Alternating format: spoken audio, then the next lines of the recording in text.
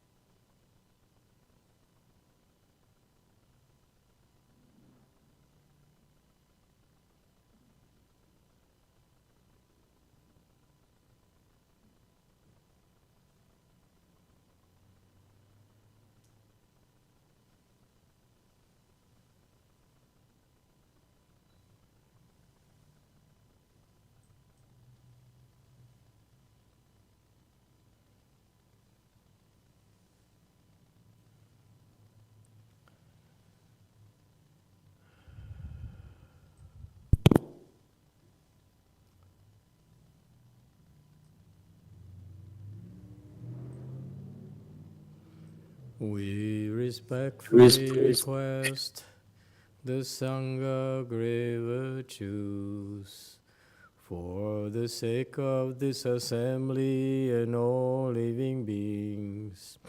Please turn the wonderful Dharma wheel to teach and guide us how to end birth and death, leave suffering and attain bliss, and quickly realize non-birth.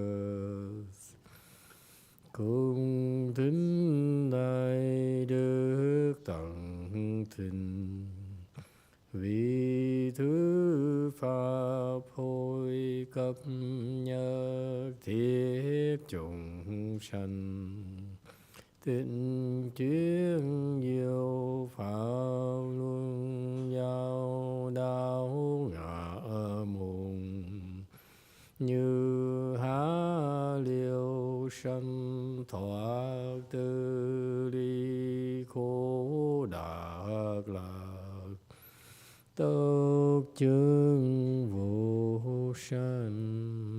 Homage to the blessed, noble, and perfectly enlightened one. Nam mô Sananto Suchedo Ye La Hodi San Miao San Puto Xie.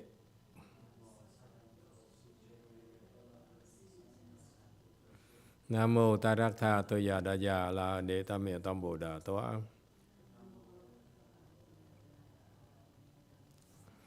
The unsurpassed, profound, subtle, and wonderful Dharma in 100,000 million aeons is difficult to encounter. Now that I'm able to see and hear, I will receive and maintain it about the fathom, thus come one's true and actual principles. Wu sheng sheng sheng wei miao fa bai jian wan jie nan zao yu, wo jin jian wen de shou qi, yan jie ru lai zhe shi. O Buddhas and Bodhisattvas, Great Master Ching Liang, Great Master YongHua, monks and nuns, and all good advisors of Emitofuo. 诸佛菩萨、精良大士、师父上人、各位出家人、各位善知识、阿弥陀佛。Như Phật ta kính thưa Thanh Lương Quốc sư, Hòa thượng Tiên Hóa, quý thầy cô và các vị thiện sư thức A Di Đà Phật. Hello everyone, today is the 12th of February 2020, 2 days away from Valentine's Day. You forgot already? Is that, can I turn on this monitor here? Thank you all for coming. We are here to continue discussing the prologue written by Master Ching Liang of the Avatamsaka Sutra. All right, thank you all for coming. Let's see.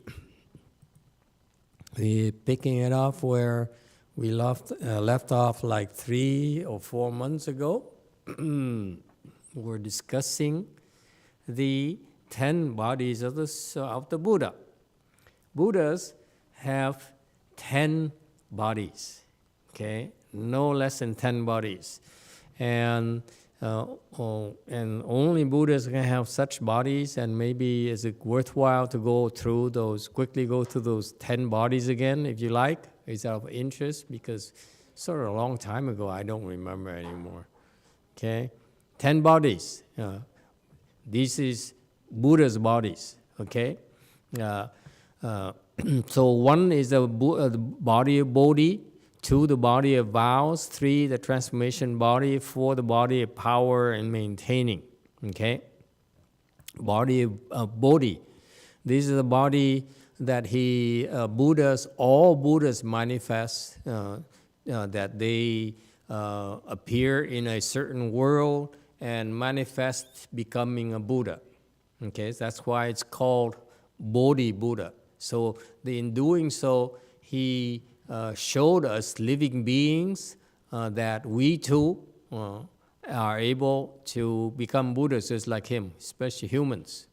All right? So that's a typical of teaching by example. He basically says, I can do it, so can you. You should not settle for anything less than that. If I can become a Buddha, so can you. Okay, so that's why this body is called a Bodhi body, meaning that he accomplished Buddhahood by that. He became enlightened through this body, and he says, so can you. All right? Number 2, vow body, meaning that every single Buddha, they make a vow to become a Buddha, and before becoming a Buddha, they will go to the Tushita heaven. The Tushita heaven is the 4th heaven in the desire realm. He sits there waiting when the time or ideal or appropriate, then he will descend from the Tushita heaven into and become enjoying our world. Okay, so that's what Shakyamuni Buddha did. He was staying in Tushita heaven, and then he came down, became a Buddha. And now the next Buddha is Maitreya Bodhisattva. He is also sitting, residing in the Tushita heaven, waiting until it's time for him to descend from the heaven and teach and transform living beings. Thank you. All right? So that's why it's called vow body. So these are huge vows, if you will, that they say that I will vow to teach and transform and save living beings as however long it takes. So they do this endlessly. Okay? They don't just say, I made a vow to go to Tushita heaven, now I've done it, I'm fine. I will retire to the sunny beaches and drive a nice net car. Okay, that's losers who only do that. Buddhas, they keep on going to Tushita heaven, they vow to become Buddha, world after world after world, time and time again. Is that clear? So these vows of Buddhas are endless. Okay, no retirement for Buddhas. Number 3, transformation bodies. Okay, so now transformation body is that remember, vow body is the one that stays in the Tushita heaven. That's why it's called vow body. So he vowed to be a heavenly being. Okay, number 3, transformation is he vows to be a human being, actually, like us. Okay, so meaning what? As a human being, what happens to us? We are prone to a lot of problems. What problems? When we stay in the mother's womb, it's very painful, okay? Mom sometimes likes to smoke. Mom sometimes likes to drink cold drinks. Will you imagine? We're not talking about booze here. We're talking about a cold soda. When she goes to a pizza parlor, what does she do? She does cold Dr. Pepper. It's a perfect combination. You know that. And every time the expecting woman drinks those cold things, the child is like, what happened? Why is it so cold? Okay, so you see, the transformation body is that Buddha actually endures a lot of pain and suffering. Why? Why? I know I explained this last year already, but maybe not in the same way, because after 3 months worth of suffering, enduring all this suffering here in the cheese, now I think differently. So this transformation body he does it to says that I too endure suffering just like you. When I cultivate, I ask you to cultivate, I teach you to cultivate, there's a lot of suffering you need to endure, so do I. Okay? I'm not above it. Okay? So power in maintaining body, that's the shariras. Now you can ask the old monk about this. What happened? Why is it called power and maintaining? The power is that in order to generate these relics from nothing. These relics, by the way, the Buddha's shariras, they appear just like that. Can you imagine the relics? The Hinayana people, the specialists, they recite these mantras and so forth, and they make it appear. But actually, another way is that all of a sudden these relics just appear.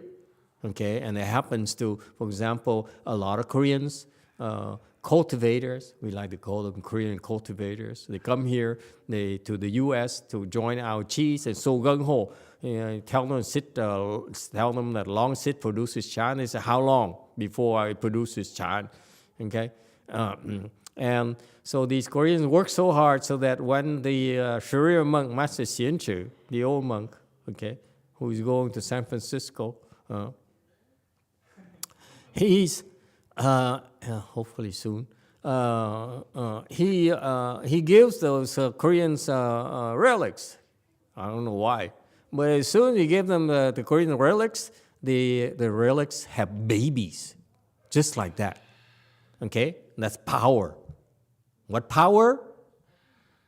We don't know. But in order for those relics actually to materialize, become relics, that requires a lot of power. Does it make sense? So that's where the power comes from. The power of the power to be able to save living beings, if you will. Each relic is a manifestation of your power to be able to save a living being. Is that clear? Does it make sense to you?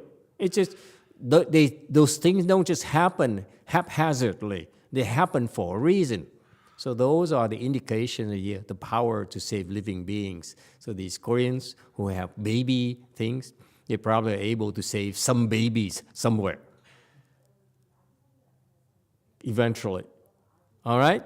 And maintaining here refers to the ability to help support maintaining your what? Faith in Buddhism. Imagine that the Catholics, the Christians, they need to see miracles to maintain, to develop the faith.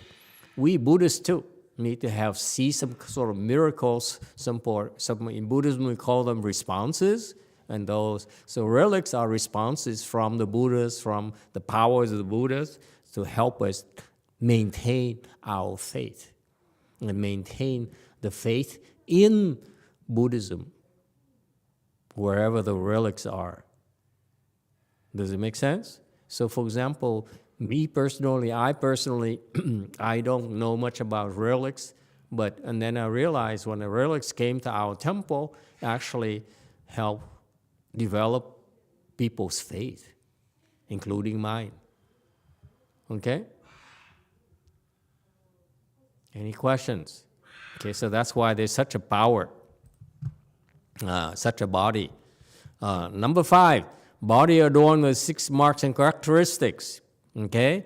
The whole marks and characteristics refers to the superior appearances of the Shakmini Buddha. Meaning what? The facial features you have, whether you're ugly or you're very pretty, okay? And that's from what? Those are the powers of your blessings. Is that clear?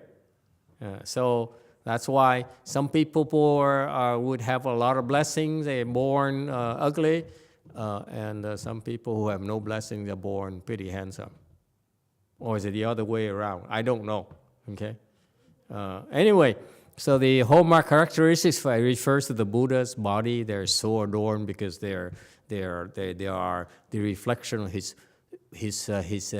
limitless merit and virtues, if you will. Okay. Number 6, awesome might, meaning that through this body here, the Buddha is able to show his invincibility Buddhas and Bodhisattvas, by the way, are invincible. They cannot be defeated. Doesn't matter how hard the demons, the ghosts, and the troublemakers try, they cannot overcome the powers of Buddhas and the Bodhisattvas. So far, so good. Number 7, a mind-produced body, meaning that by will, the Buddha can, for example, you heard of one Yin Bodhisattva having 32 response bodies. So the Bodhisattva decides to teach an Arhat. Okay, she will manifest immediately as an Arhat by will. Think about it. It's not magic. Like the magicians, they have to, make a pigeon appear. Okay, which is just a trick. Actually, the Bodhisattvas can make a real pigeon appear. All right, without any tricks, by mere will of the mind. Is that clear? It's kind of cool. Think about it. I'm thinking one application right away. How about you? Cryptocurrencies. Bitcoins. Appear a lot of Bitcoins and we all are very rich. Yeah, okay, moving on.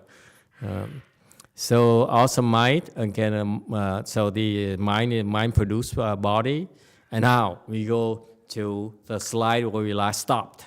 8 blessings and virtues, meaning that, and the Buddha, this body here, that is able to enter samadhis that generates a lot of blessings and virtues. Okay, number 9, Dharma body, meaning that the incredible wisdom about the Dharma is nothing about the Buddha Dharma it doesn't understand. Okay, so this incredible the nature of that Dharma is it manifests in this body.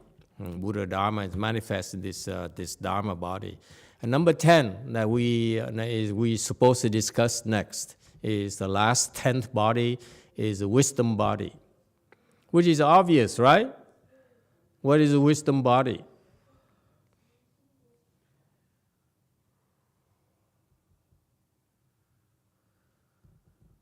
Hello, what's wisdom body? No wisdom whatsoever. Okay, wisdom body here refers to the Buddha's wisdom. Enlightened people, we're not talking about small enlightenment like the Arhats or Pratyeka Buddhas. We don't call them really real enlightenment. The small enlightenment, meaning that it's not bad, but keep it up. Don't get a big head. Okay, yeah, it's funny. So the enlightened people, they particularly the ground bodhisattvas, they have these types of wisdom bodies, and of course the Buddha's wisdom bodies are perfection of such wisdom bodies. The bodhisattvas' wisdom bodies are not perfected yet. Meaning what? This wisdom body here refers to 4 kinds of wisdom that Buddhas have and bodhisattvas have. Again, Buddha's wisdoms, 4 types of wisdom are perfected. They are fully operational, like level 5, self-driving. You get the point? And those of you who buy those EV vehicles and whatever, who claim they have level 5, basically they're saying the Buddha lives in those vehicles. you are not impressed by this. You realize that if you put your life into the engineers or those car manufacturers who claim to have level 5 automatic driving, self-driving, that's impossible. That's what I'm trying to tell you. You heard it here before in this Avatamsaka Sutra lecture tonight. Level 5 automatic driving is impossible unless you become a Buddha.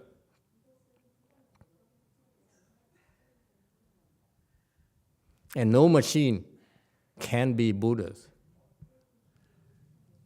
Okay? So you better not. I told some of my disciples already, you better not put your life in the hands of that, that Tesla thing that claims level 4, level 5, unless you want to die.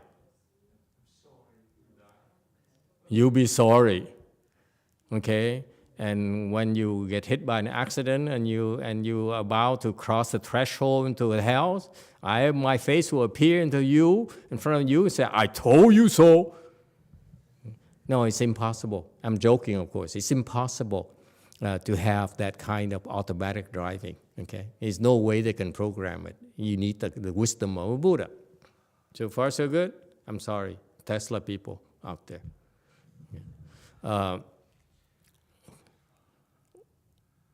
It's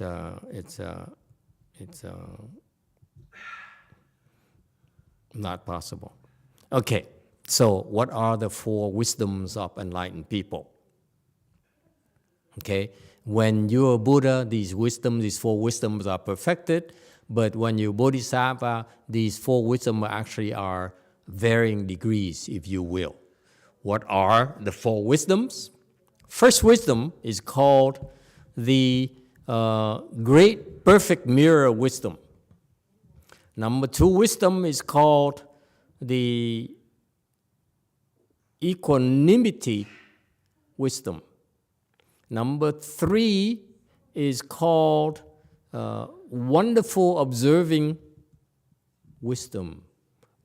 And number 4 is called the wisdom to accomplish what must be done. You got that? Those are the 4 wisdoms. Any questions?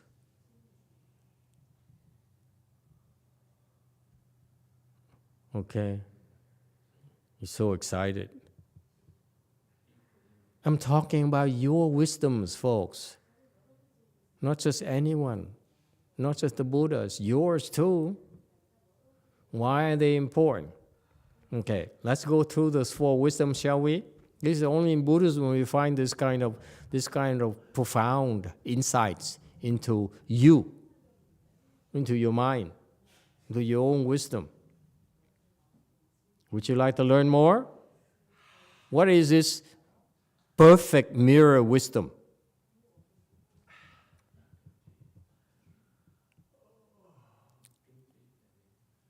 Huh? What is perfect mirror wisdom?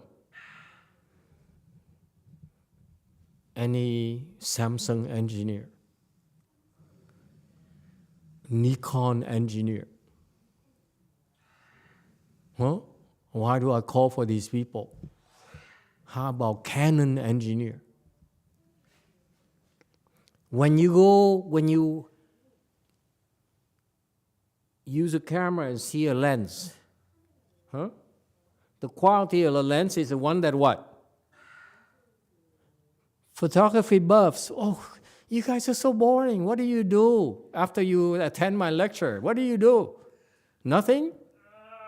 You don't have any hobby like photography? Oh no. Oh, peasants. In photography, okay, you buy these lenses, okay, so that you can take photographs, right? Those lenses, the higher quality lenses are very expensive. Yeah, I know, very expensive. Why are they expensive? Because they need to polish the lenses to perfection. Because the lenses you look at, for example, the cheaply made, let me switch, the cheaply made Chinese made security lenses.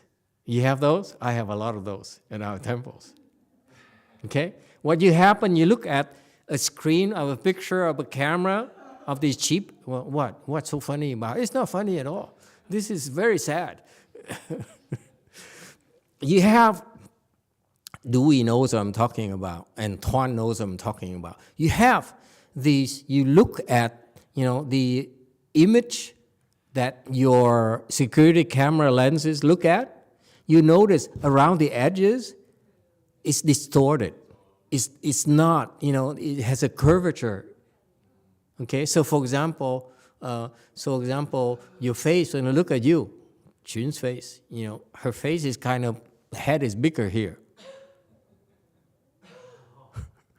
The rest is perfect, but the head is big. Oh, funny. You like it. Okay. So what happened is, so that's why it's called cheaply made lens.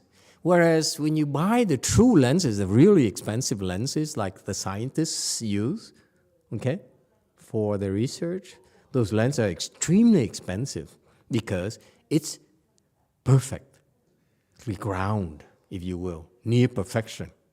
So far, so good? I'm using the lenses analogy to give you the nature of your mind.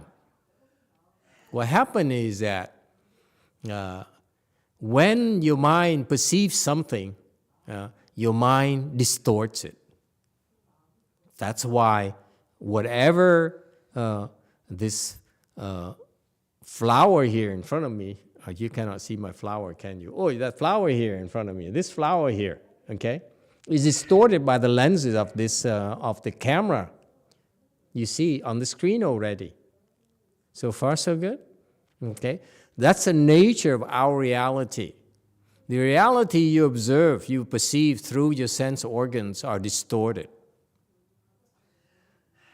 How? Anyone has any clues? Why is it distorted? This is going to be a tough day. No one answers. No one seems to care at all about themselves. Way Mountain. Your The sound perceptions you hear are in the filtered. background is natural. It's not no distortion at all. Your perceptions are filtered through your ego. Your ego. That's right. Yeah.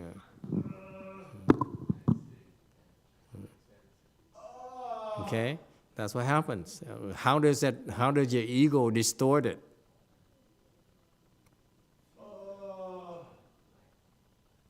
Huh? How is it distorted? How does the ego distort it? Go ahead, Wei Mountain. Well, one way it does it is whenever I see something, I think I see it. It's my vision.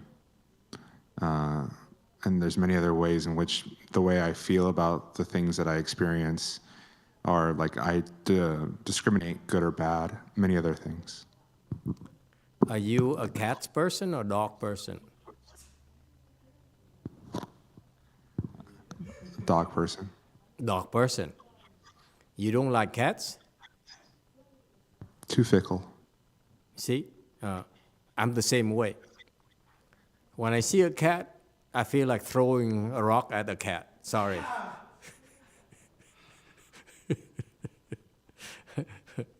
And that's a distortion. You understand? I gave you an example of that Alec. Is it Alec or Alex? People confuse me. Is it a C or an X at the end?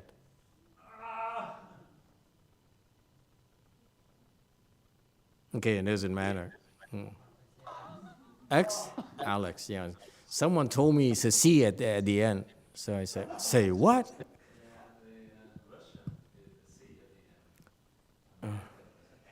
He doesn't look Russian to me. Anyway, where were we again? Why did we go into C and X?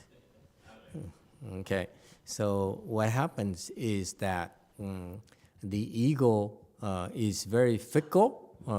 It likes and dislikes. You are all very emotional. I mean, we are all emotional. Never mind about you. I'm very emotional, okay? Meaning that when people say nice things to me, they're nice to me, I'm happy. When people are not nice to me, right, Xienan, I get very upset. Never mind. No. So that's the nature of the ego. The ego inserts I like and I dislike in everything that it receives. Yes, Wei Mountain. We actually have some YouTube questions. Yes. Or suggestions. Vicky says the lens can magnify accurately what you see. That's Vicky. And Malcolm says the camera has a mirror lens. And then Diego asks, do we all have different lenses? Yeah, your lenses are different. Your eyes, your eyes are even your own eyes are lenses are they deteriorate over time, and I need to wear glasses. Okay, and my glasses are distorting my vision. You know that the glasses are not perfect at all. So my perception of life, of reality, actually distorted naturally. So that's why,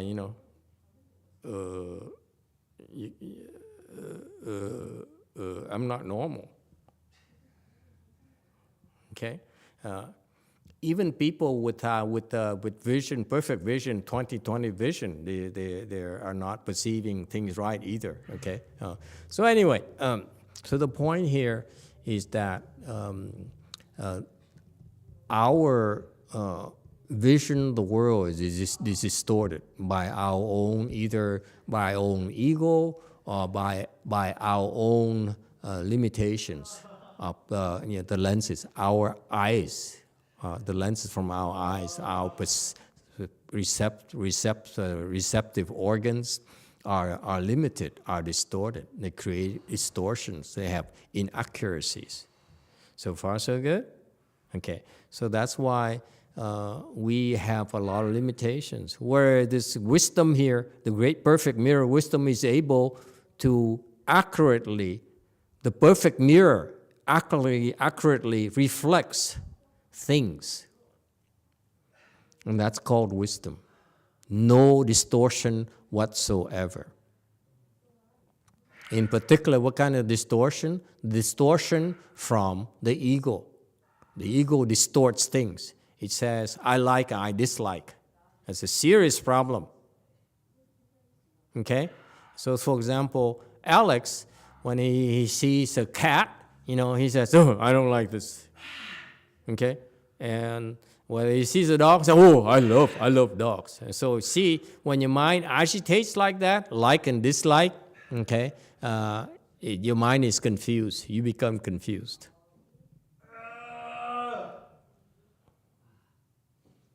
Yeah, same thing. When your legs are in pain, the mind says, too much pain. I hate it. And this is eventually, yes, go ahead, pain hater. I just want to lay down and watch a movie. I want to escape this. You make a movie, we have to record him. Okay? We have a specialist who do those long sits. Is coming at 8 o'clock, 9 o'clock. It's 9 o'clock, 8 o'clock. Oh, she will put you through a lot more torture than this. I got to get through it. Yeah. Good luck, bro. Okay.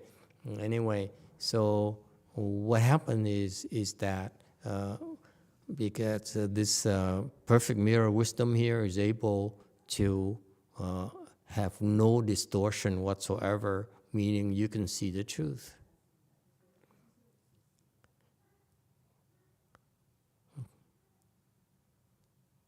Why is it important? It's important because it's a reminder that until you become enlightened, your perceptions are distorted. Your understanding is distorted. So far, so good? So don't be so sure of yourself. I know you don't want to hear this, but this is what the Buddhist teaching really means. It means that we are not perfect. It means that we are wrong, inherently wrong in our judgment, in our knowledge, in our beliefs, because we do not see things as they really are. The things we see, we understand, are actually distorted already. We are confused by the things we see, by the things we hear. Does it make sense? So that's why, a reminder again, we are confused. That's why we should not be so sure of yourself.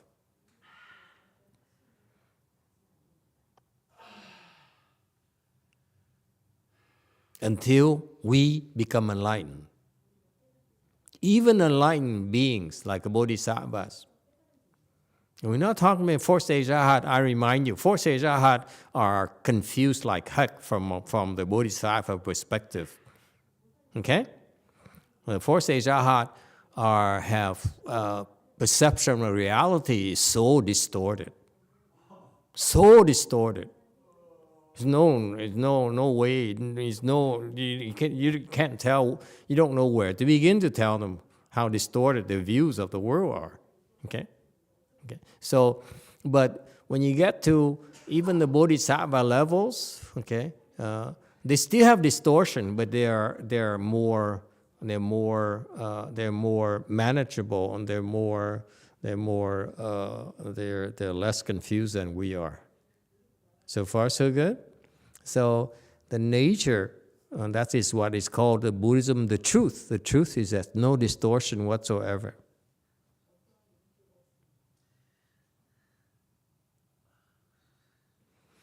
Questions or comments?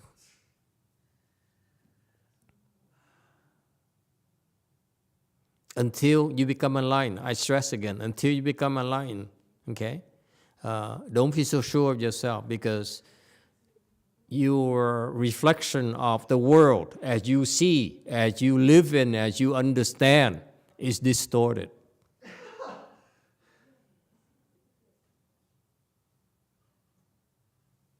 Don't be so sure of yourself, okay? Number 2, wisdom is the wisdom of equanimity. Okay? Equanimity here is that everything is level and equal.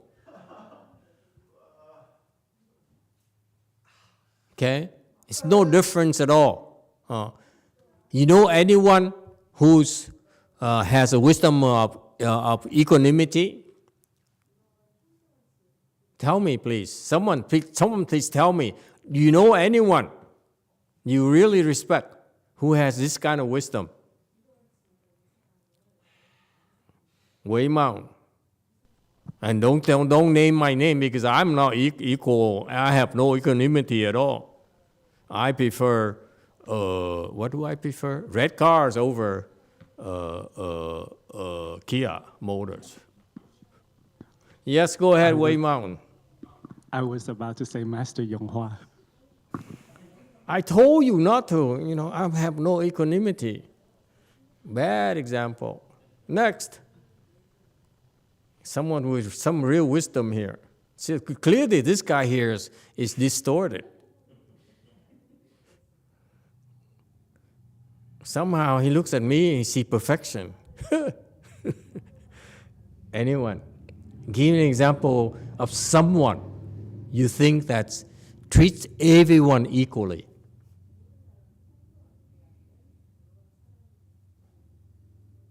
See?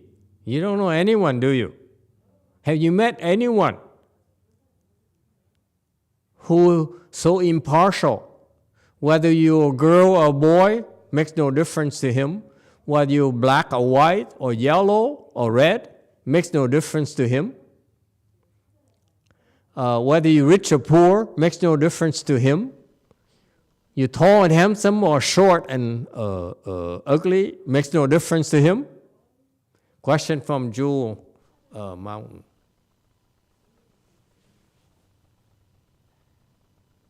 Master, I haven't met anyone, but I think the Buddha have no, Sakyamuni Buddha has no.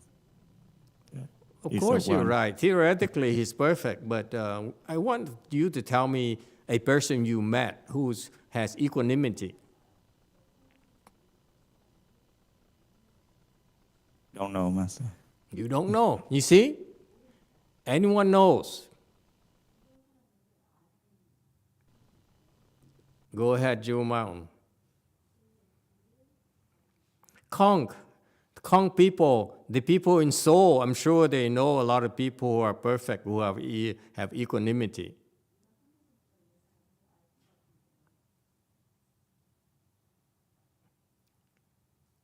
Does God have equanimity? What happened to Daniel, the Catholic? No answer. Go ahead, Kong, talk. Just don't say it's God.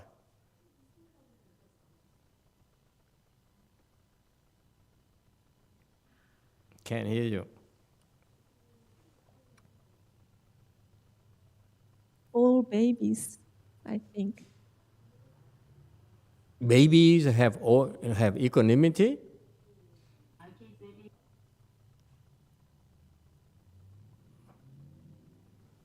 Don't let her talk anymore.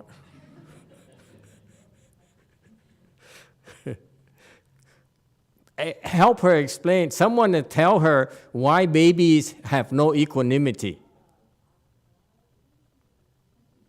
Hello, where are you?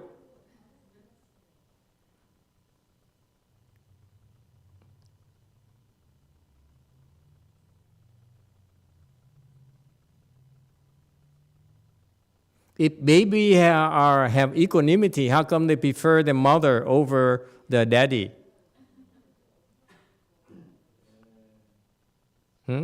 Hello, who do you prefer, mommy or daddy? Don't answer that, boy. Okay, no, babies are very partial. They're very, very partial. They prefer one parent. They don't prefer one parent more than the other. Isn't that right? Okay, go ahead, Wei Mountain. We have a YouTube answer from Null1596. Yes. It says Master Xuanhua. Master XunHua.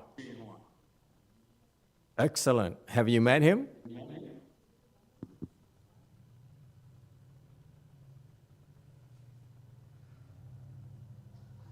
No reply yet. I'm not sure. They lag behind a little bit, so it might take a while. Okay, very good. He's as close to having equanimity as you can get. Okay? Yeah, it's a good example because that's what would be my example too. I met such a person, the person that comes close to it, that is Master XunHua. Okay? I've seen him treat men and women equally. I've seen him treat people who are good just the same as bad people. Okay, when his disciples got afflicted over a troublemaker, he's just like, so I don't see any problem with it. What is the problem with you? You got that? His disciples, but he's impure. He's a troublemaker. So? You see that? When you unafflicted like Master XunHua, that's a manifestation of equanimity. When you have no equanimity, you're afflicted inside, and you let it out. Okay?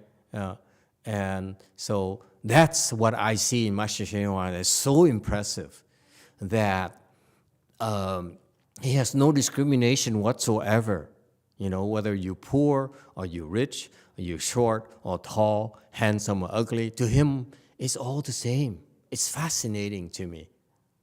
Okay? I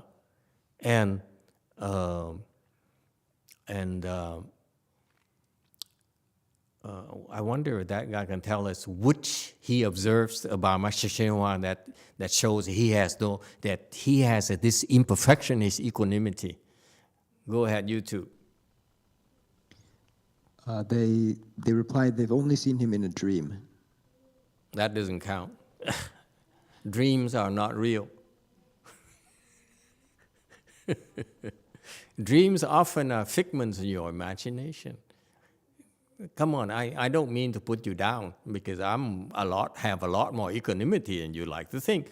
But think about it. Why would he come to your dream? Or mine? He never came to my dream except to yell at me.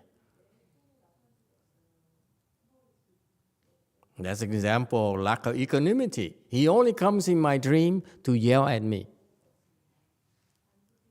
It's like he says, oh, you know, I'm in a nasty mood. Let's appear in YongHua's dream and yell at him to release all the negative energy. Why does it show is a proof of lack of equanimity? Go ahead, Conk. I have a question. So those four types of wisdoms, like the first type of wisdom perfected and then move to next one, or all those four wisdoms are increased together? Yeah, we come to that. Don't jump the gun, honey. You lack equanimity. All four are the same, in theory. Okay, anyone else? You see, my point to talk about equanimity is that to illustrate the point, Master Shenhua is the only person alive whom I've met, who has the highest level of equanimity that I've ever found in anyone. He has, some imperfections there, for example. But he's pretty has a pretty high level of equanimity.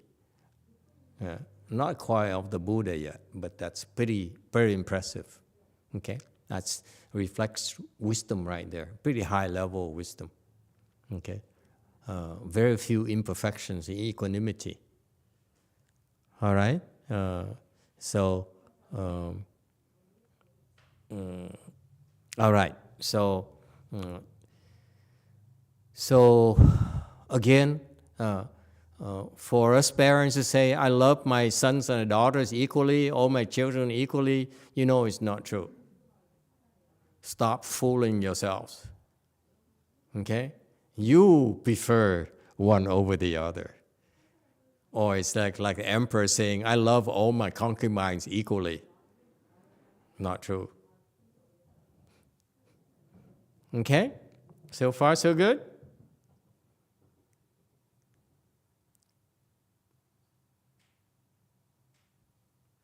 YouTube, go ahead. Diego has a question from his wife. She's asking if babies or kids have entities or ghosts as adults can have. Thank you, Master. Babies or children have ghosts? Yes, I think problems with ghosts. All the time. What are you talking about? Yes. Answers yes, absolutely. It's quite common. Okay, a lot more common than people would like to admit. Especially when you fool around with yin energy, especially it's more obvious when you go to developing countries and lesser developed countries, because a lot of people mess around with ghosts and spirits and the yin energy and so forth. So you see a lot more often. However, I have bad news for you. Advance and develop economies of the world. The ghosts are there too. You're just not aware of them, that's all.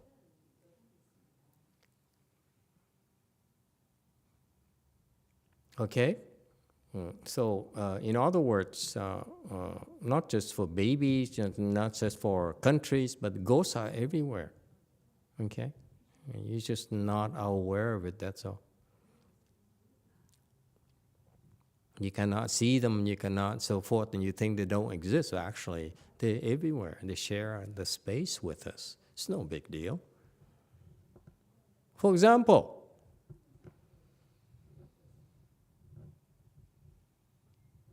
you judgmental and you reject people. That's a manic ghost who's living with you. Right? Like where? Like where? In your mind.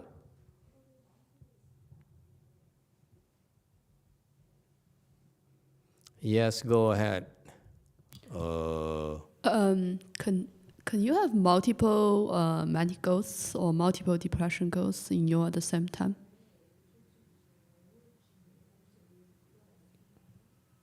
Can someone have that? Can you have multiple different types of ghosts? No, the same type, like. The same type of ghosts Yeah. at the same time? Yeah, multiple depression ghosts or multiple manic ghosts. What do you think? Huh?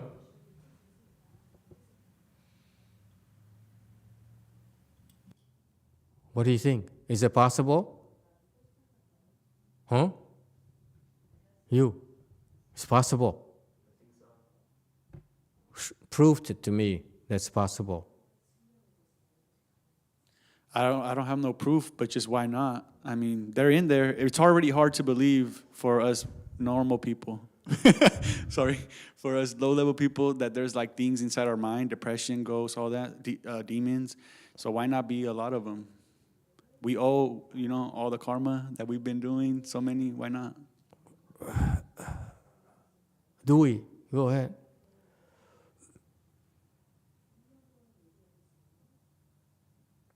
Is it possible to have different types of depression ghosts? I think yes, because if the depression is more stronger, that means there's more ghosts. Okay, very good. Let me ask you. Okay, just a side question. You like Vietnamese food or American food? Vietnamese. Vietnamese food. Okay. Jun, you like Chinese food or Vietnamese food? Chinese food. Thank you. Okay. How about you, my screaming friend, Puma? You like Mexican food or French food? You have to ask, Master. So he likes French food. Okay, you got my point? I asked 3 people. They have different likes. Same thing. The ghosts have different personalities. Huh? Some listen to their wives, some don't. Bad example, excuse me, bad example. Jumi, your husband listens to you or doesn't listen to you? Okay. So you got it, Chin. The ghosts have different personalities too. Okay? So different depression ghosts is like us, different engineers, different architects, different doctors, different dentists. Same thing. No difference. Very similar. Okay? Does it help? So some of you like Chinese food, some of you like Vietnamese food, some of you like French food, and so forth. So my question is, I asked this question because, some people get a plaque for a ghost, and then for depression ghost. So does the plaque just work on one depression ghost, or are the different ones?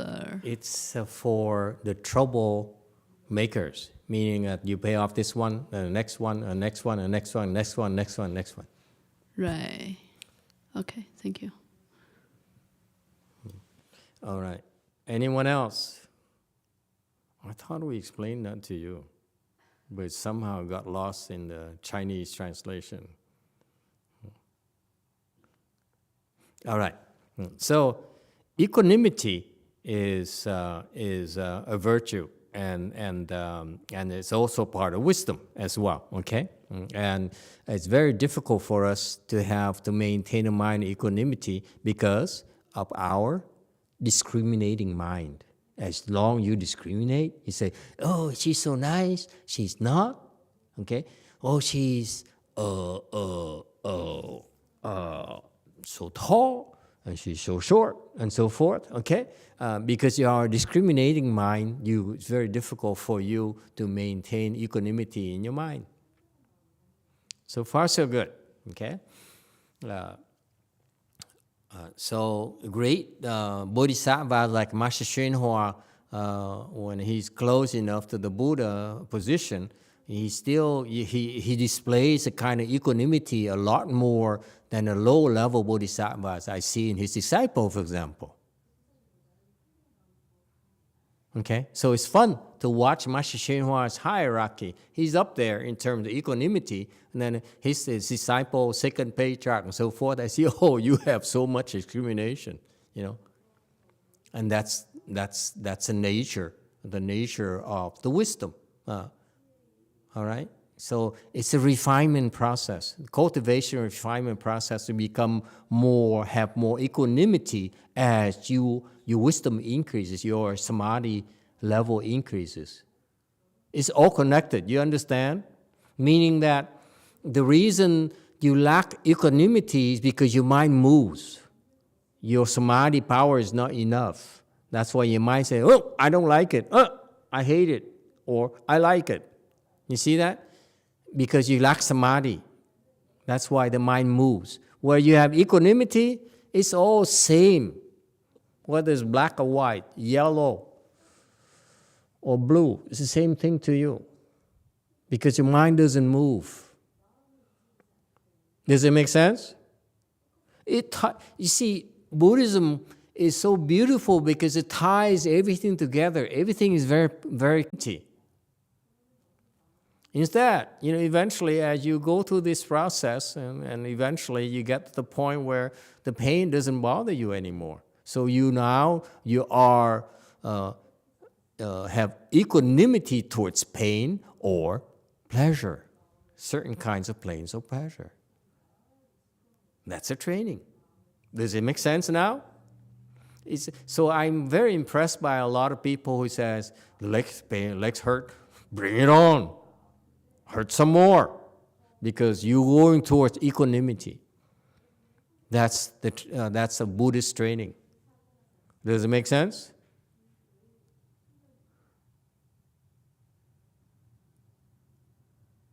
Anyone has any question about equanimity? So that's why Puma likes all his girlfriends equally. That's equanimity. Just kidding. Okay, never mind. So serious. Okay, so you have the first wisdom is that you perfect reflection. Okay, meaning you can see the truth. When your mind, doesn't intercept things, you can see the truth. Okay, equanimity is that you treat everyone equally. Okay, that's very important. You're fair. People keep on, especially Americans and especially kids here, nowadays say, but it's not fair. Since when is life fair? It's never fair. The fairness is in your head. It's not because of a Liang's decision. Has nothing to do with it. It's about you. Okay, it's unfair because it's unfair only to you. Question from Jewel Mountain.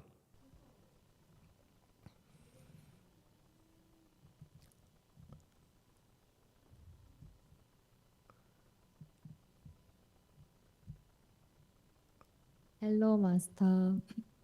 Yes, my favorite concubine. Now she's so far away, now becomes my favorite. When she's so close, too much. Clearly have no equanimity. Go ahead, sorry. 저의 이고가 저한테 유리하다고 생각되는 사람들에 대해서는 제가 호의적으로 대하고 저의 이고가 저에게 불리하다고 작용되는 사람에 대해서 제가 거부하는데 일단 마스터 말씀대로 제가 어느 단계 이상 지혜로운 단계가 되기 전까지는 분별이 멈출 수가 없는데 이런 평등함을 개발하기 위해서 지금의 저의 수준에서는 뭘 하면 되는지 질문드립니다.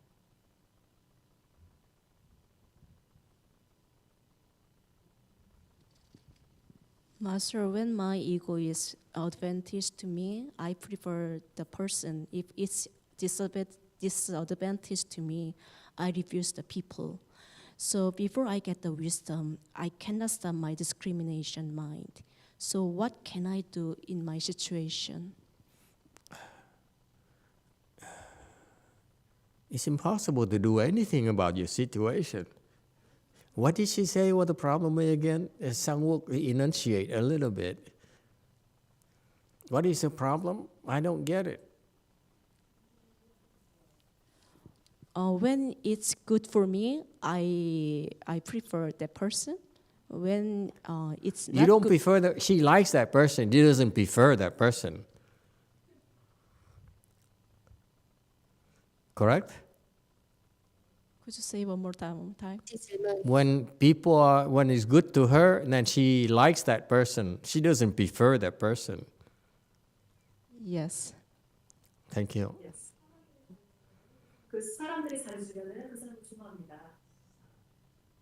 And what's the next part? 저는 저한테 잘해주지 않아도 제가 저의 제 성장이나 그런 거에 도움이 되는 사람은 친절하게 대합니다. 그것에 대해서 말씀드릴 수 있습니다. When the person is very helpful to me, to my progress, then I like the person. Yes, when someone is helpful to her, is good to her, then she likes her.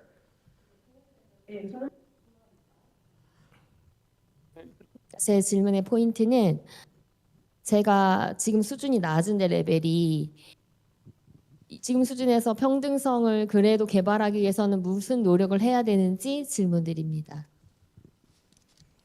So my level is very low, but I want to develop the equanimity mind. So what can I do to develop the equanimity mind? Okay, you asked a good question. It's not just you, but it's going to be for most people. It's not just you.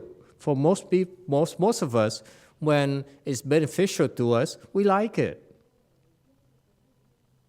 That's the way it is. That's who we are. That's how we are. Okay? But there's one thing, though, I like bringing back to something real. Okay? For example, family relationships. That's the husbands and wives, just for example. When your husband is good to you, you love your husband. When he's bad to you, do you hate him? Yes, she says.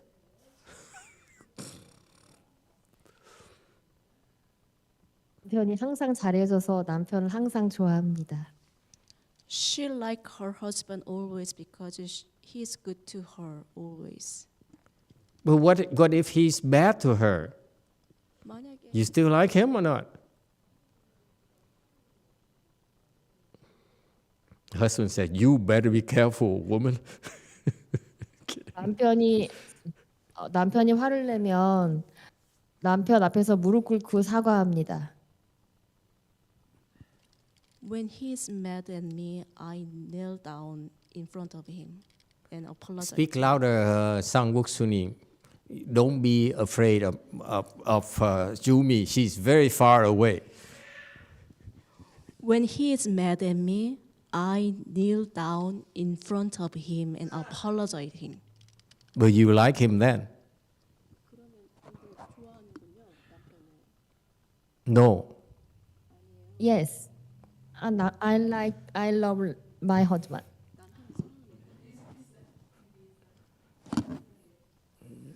Translation, Sang Wook.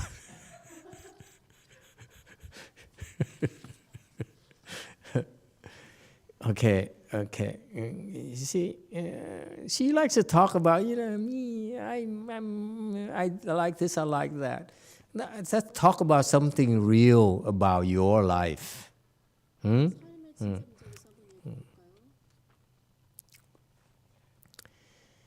If you like someone because it's to your advantage, then naturally you will not like that person when it's not to your advantage. That's my point. I'm only testing you to see how truthful you are, how willing, how truthful you really are, want to represent yourself. But it's just the opposite. If it's beneficial, you like. If it's not beneficial, you will not like. It's natural. It's called discrimination. It's called not having equanimity. Okay? Why do I say that? Because unless you're willing to confront that, you're not going to change. You can say, oh, I want to have equanimity because I admit that when people are good to me, I like them. When they're not good to me, I don't like them. I say, fine, that's theory. Let's talk about some real things like your husband. When he's good to you, you like him. When he's not good to you, you plan to divorce him. So how are you going to change? That's what matters. If you can fix that problem, then you can fix anything, the other easier problems.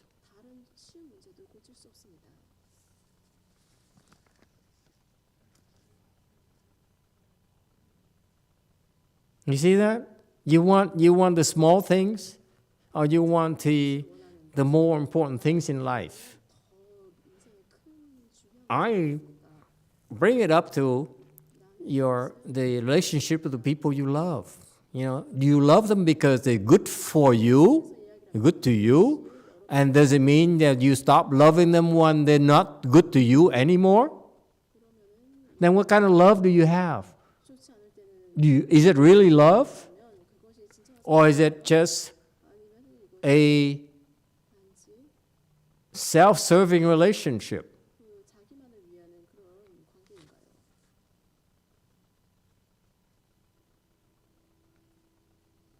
Can I propose something?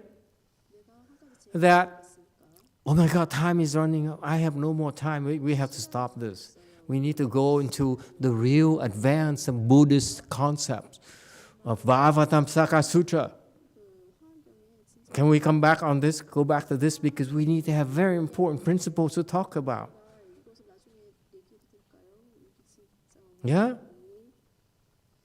Those important principles that we need to talk about, are they going to solve your problems at home? It says, when your husband is good to me, I love him. When my husband is not good to me, I hate him. You may kneel in front of him, but you still hate him. You see? So what kind of relationship is that?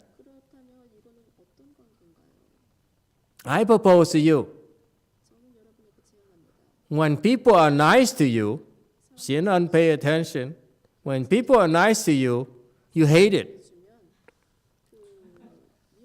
When people are mean to you, you love it. Can you do that? Huh? Can you? Anyone can do it. Raise your hand.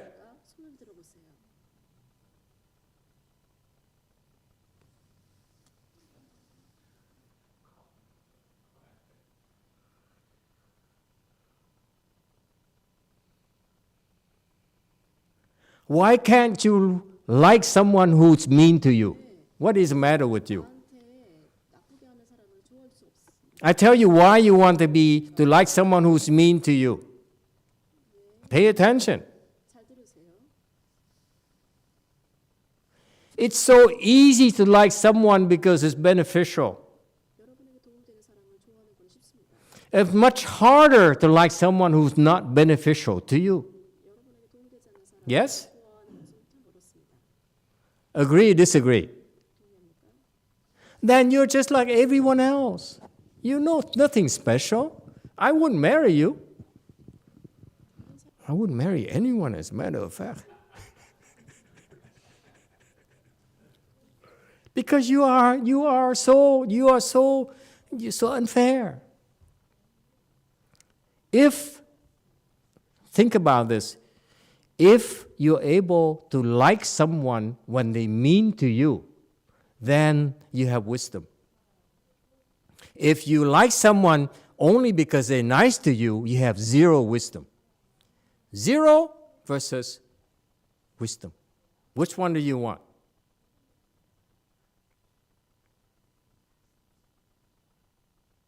Obvious, right? You want wisdom. So, how can you like someone who's mean to you, that you don't like? How?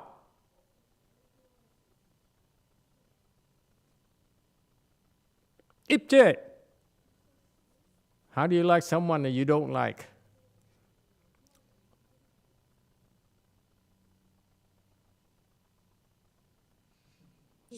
He said, impossible, I can't do that. Okay, what happened to Young Song? Is she listening in? Young Song, if you hate someone so much to death, how are you going to change that? Because I tell you why you want to like someone who's mean to you. Because when that person is mean to you, actually is very good for you.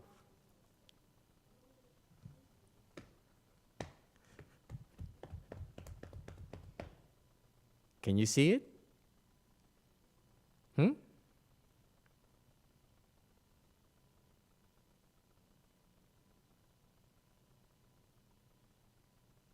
Because when people are mean to you, it makes you afflicted.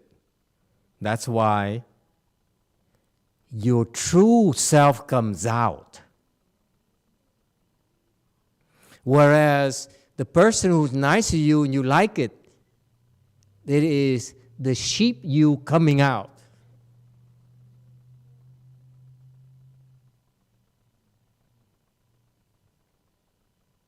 The confused you comes out.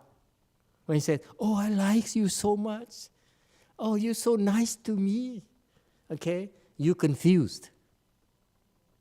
It's not good for you. But when person says, insult you say, oh, that is your true self right there.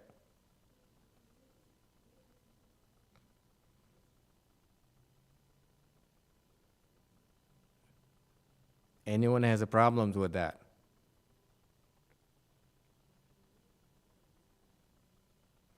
Oh, go ahead, YouTube. Jane says, my friend Roger is mean to me. It makes me a better person. And Alta D says, yes, mean people are good for you because they show you your weak points so you can improve. Very good. What about Conk?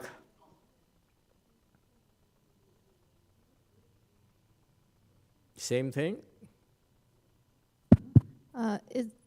Master, is it okay for me that try to hate everyone equally?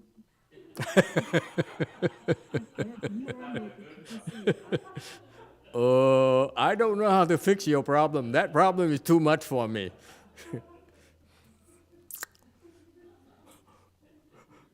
It never happened to me before. You hate everyone equally?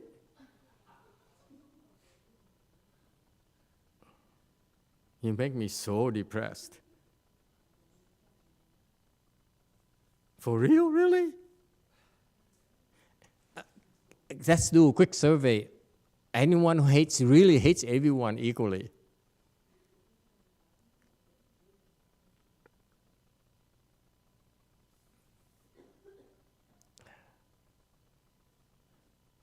No, it's not true. You cannot hate everyone equally. That's not possible.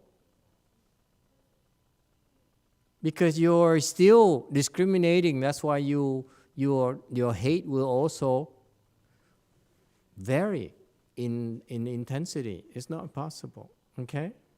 All right, go ahead, Wei Mount. Thank you, Master. On the point we just had, yeah, anytime I want to like somebody I dislike, I think to myself, you're an obstruction to my happiness, and it helps me move on a little bit. But I do have a question regarding equanimity. I saw this National Geographic show about a jellyfish that can live forever as long as it's not eaten. It can regenerate forever, and all it does is go through the deep sea and siphon water, and it creates enough sustenance to go on with no thought, no movement. It just is a mechanical thing that is living. And when I hear about perfect mirror and equanimity, I wonder how different it is from becoming that jellyfish. Where does personality come in? Where does an existence come in when you're just melding into perfection? Wait. Let me get this straight. You wish you were a jellyfish? I Because feel you can like live that's what I'm forever? working towards as a Buddhist. Wait. Answer me. So you like being a jellyfish? You admire jellyfish because they can live forever? Live forever, and maybe it's in bliss, I don't know. Because it has no thought. How do you know they have no thoughts? You're right, I don't have that wisdom. They must have wives. No, they're asexual and reproduce by I themselves. rest my case, and they must be lonelier than hell. I would hardly call that happiness.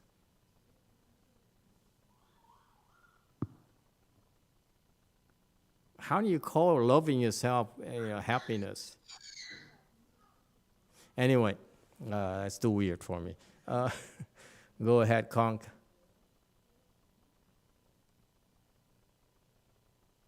저 여의 위패가 모두 이루어졌다는 것을 말씀드리고 싶은데 주제 지금 많이 벗어나서 말씀드려도 될지 모르겠습니다.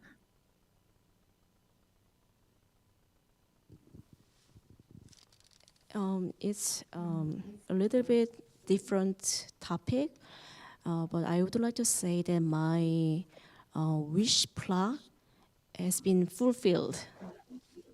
What? What did you wish? Congratulations. 네, 일단 먼저 감사드립니다. 저는 3개의 여의 위패를 2달 전에 올렸는데요. 하나는 저희 신랑이 그가 원하는 부서에 그가 원하는 자리에 가는 것에 도움을 받고 싶었고요. 두 번째는 제가 이제 She wished that much? 제가 새로운 학교로 발령을 받는데 굉장히 학교 선택하는 데 있어서 불리한 입장에 있어서 저희 아이들을 위해서 가까운 곳으로 좀 배정을 받고 싶어서 거기에도 위패를 하나 올렸고요.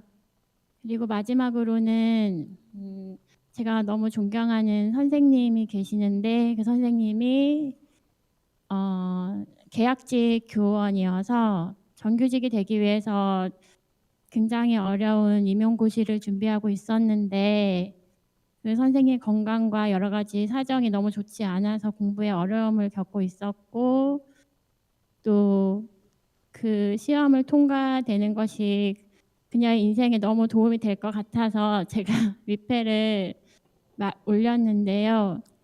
세 개 다 일반 사람들이 들으면 너무너무 놀라워할 정도로 다 이루어졌습니다. 그 선생님은 너무나 좋은 성적으로 합격을 하게 되었고, 저는 집과 아주 가까운 곳에 배정을 받았고, 신랑도 자기가 원하는 부서에서 원하는 자리에서 일을 하고 있고 아주 열심히 잘 하고 있습니다. 모두 감사드립니다. 이거는 제가 위패를 올리고 싶다는 강한 마음이 계속 일어서 올렸었던 것이고, 위패가 없었다면 이런 결과가 나오지 않았을 거라고 생각합니다.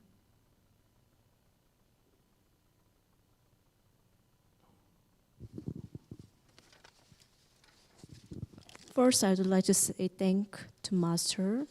I request 3 wish plaque 3 months ago. One is for my husband. I want to help him get some position that he wants to work. So In China? Kidding. Say again. Continue. So he got the position that he wished to work. And then the second plaque is about for me. I wish to get assigned a school nearby school, and then I got assigned as I wish. And the third one is for a teacher. He's a part-time teacher, and he needs to prepare for the exam. And then he has so many difficulty, but I wish to help him pass the test. So he passed the test with a good score. So all 3 are fulfilled. And then I think without the plaque, those things may not happen. Wow, I'm impressed. Who did that?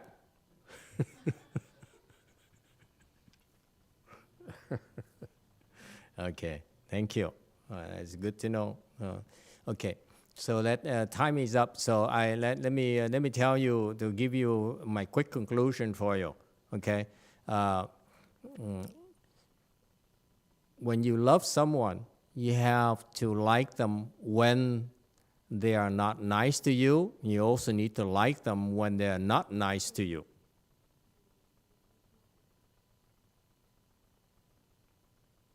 Okay, then that love is real love. It will last. If love is based on something being nice to you, and then when they are not nice to you, you don't love them anymore, that love is called love in the rocks. Oh. Never mind, it's an American joke. Yeah. Oh, God. I don't know how you can live it.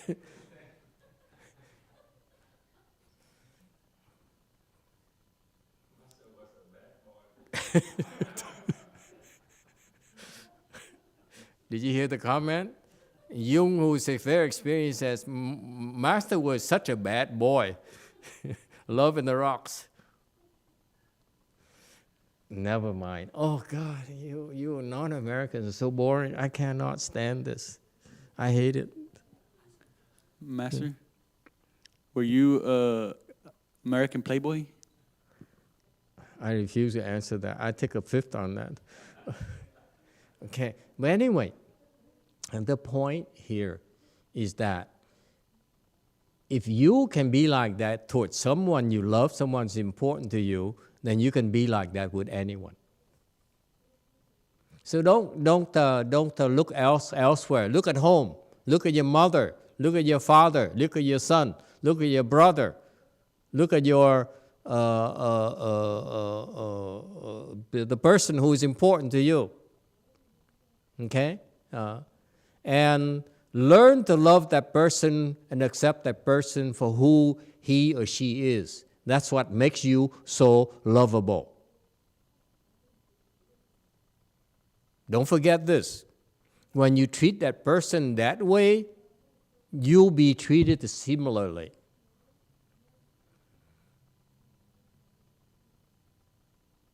So don't be petty and say, I love you only because it's beneficial for me. It's the way I want it. When it's not beneficial for me anymore, you know what? I'll leave. And guess what? That's how you're going to live your entire life. When it's unpleasant, you leave. When it's pleasant, you stay. And you will never be happy. Stop blaming the others for your unhappiness. You can be happy when people are nice to you. You can also be happy when they're so mean to you. That is the secret of happiness. It's not them, it's you. Can you take it? Can you see the goodness in someone when someone is mean to you? Someone who's not nice to you.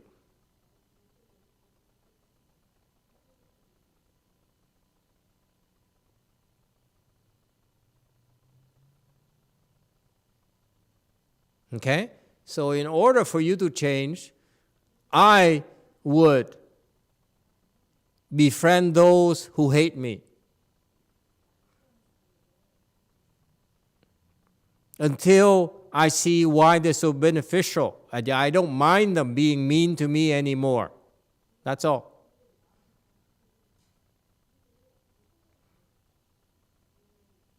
Instead of rejecting them like manic people do, instead of running away like depressed people do, I get close to them. I befriend them. I talk to them. I see them. Until it no longer bothers me. That's real life. Life is about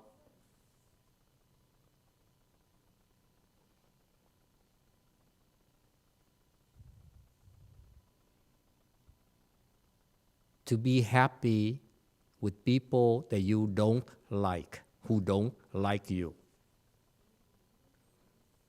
Then you know happiness. If you're unhappy when people are not nice to you, then you'll never be happy with anyone.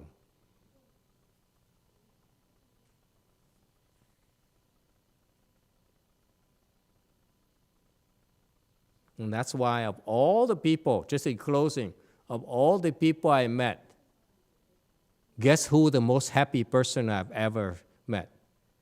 My teacher, Master YongHua. Nothing bothers him. People mean to him, doesn't bother him. People nice to him, he doesn't care. Okay? He's poor, he doesn't care. He's rich, he doesn't care. That's happiness. Believe it or not. He's so happy inside. When you are happy inside, the outside cannot affect you at all.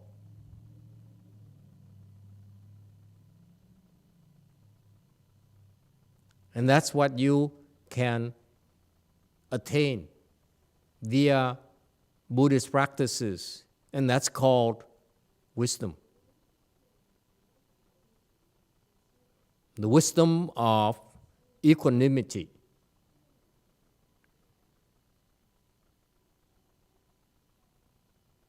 So in her particular case, it's not about what I need to do. It's about I'm ashamed that I'm so petty. It has to be beneficial to me. Okay, if it's not beneficial to me, and unhappy, that means I'm so petty with small things.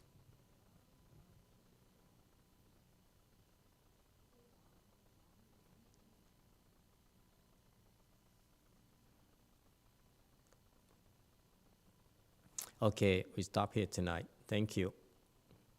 Let's do reverse transference.